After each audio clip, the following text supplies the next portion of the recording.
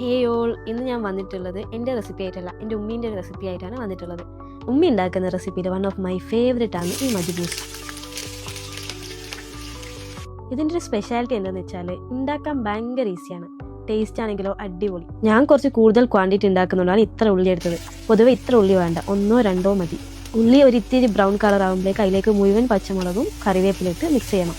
ഇത് ഉണ്ടാക്കാൻ ഭയങ്കര ഈസിയാണ്, നമുക്ക് കുറേ സമയം ഇതിനായി മെനക്കേടേണ്ടതില്ല. ഇതിലേക്ക് ഇഞ്ചി ആവശ്യമില്ല, കുറച്ച് 1-2 അല്ലി വെളുത്തുള്ളി ചതച്ചിട്ട് ഇതിൽ മിക്സ് ചെയ്തിട്ട്, പിന്നെ തക്കാളിയാണ് ഇതിൽ കൂടുതൽ വേണ്ടത്.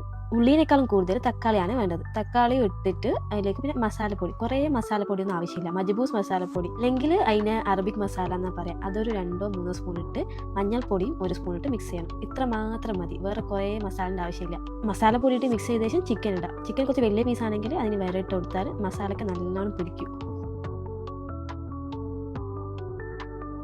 ചിക്കനും മസാലയും കൂടി നല്ലോണം മിക്സ് ചെയ്ത ശേഷം ഒരു 1/2 ഗ്ലാസ് വെള്ളം ഒഴിച്ചിട്ട് നമുക്കിത് വേവിക്കാൻ വെക്കാം.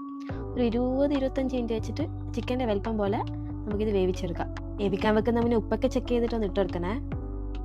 20 മിനിറ്റിന് ശേഷം ചിക്കൻ നല്ല വെള്ളം ഇറങ്ങിയിട്ടുണ്ട്. അപ്പോൾ നമ്മൾ അരി എടുക്കുമ്പോൾ ആ വെള്ളം കുറച്ചിട്ട് വേണം എടുക്കാൻ.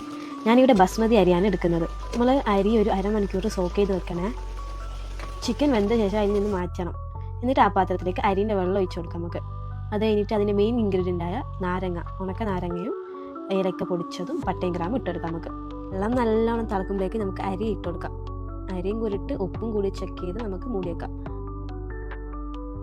ചോറ് റെഡി ആകുമ്പോഴേക്ക് നമുക്ക് ചിക്കൻ ഒന്ന് റെഡിയാക്കി എടുക്കാം. പാനിലേക്ക് കുറച്ച് ഓയിലിട്ട് ചിക്കൻ ഒന്ന് മുരിച്ചെടുക്കാം. ഓൾറെഡി വെന്ത ചിക്കനാണ്, ഒന്ന് മുരിച്ചെടുത്താൽ നമ്മൾ മജ്ബൂസ് ഏകദേശം റെഡിയായി. ചിക്കൻ നല്ല മുരിച്ച ശേഷം നമ്മൾ ഈ ചോറിലേക്ക് വെച്ച് കൊടുത്ത് മല്ലിയില ഇട്ട് ഗാർണിഷ് ചെയ്യാം. എന്നിട്ട് ഒരു 10 മിനിറ്റ് ദമ്മിലിട്ടേക്കാം. നമ്മൾ ടേസ്റ്റി ആയിട്ടുള്ള എമ്മി ആയിട്ടുള്ള മജ്ബൂസ് റെഡി ആയിട്ടുണ്ട്. അതുപോലത്തെ ഈസി ആൻഡ് ടേസ്റ്റി റെസിപ്പികൾക്കായി ഫോളോ ഫോർ മോർ.